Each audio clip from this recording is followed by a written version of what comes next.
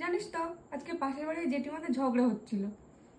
মা না শুনতেই দিল না, ভালো লাগে না, কিচ্ছুই শুনতে পেলাম না, বিরক্ত লাগে। যা বলেছিস, কিন্তু পাশের বাড়ির লোকে যদি ঝগড়া হয় না শুনতে কিন্তু হেব্বি লাগে। আমার তো বেশ ভালো লাগে। আজকেরই একটা ঝগড়া আছে পাশের বাড়িতে, শুনবি নাকি কি হয়েছে?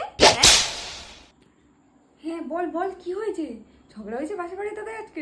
বল না, বল কি হয়েছে, বল শুনি। কিন্তু জানিস একটা কথা বলি, এই সবাই একটা ভুল ধারণা রেখে দিয়েছে, জানিস তো? সেটা কি জানিস তো? আরে বল তো, তাড়াতাড়ি বল, আমার ভালো লাগছে না। আমি পাশের বাড়ির ঝগড়াটা শুনবো বলে কখন থেকে এ করছি, তাড়াতাড়ি বল কি বলবি। আচ্ছা তুই বল।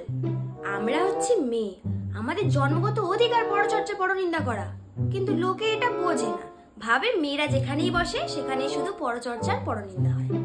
কি বল? হ্যাঁ, আরে এটা তো আমাদের জন্মগত অধিকার, আমাদের তো বংশ পরম্পরায় চলে আসছে, আবার নতুন কি?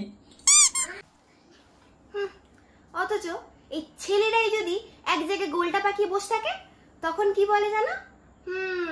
মিটিং করছে, মিছিল করছে, দেশের উন্নতি করছে, আর আমরা তো দেশের আগুন জ্বালাচ্ছি, তাই না?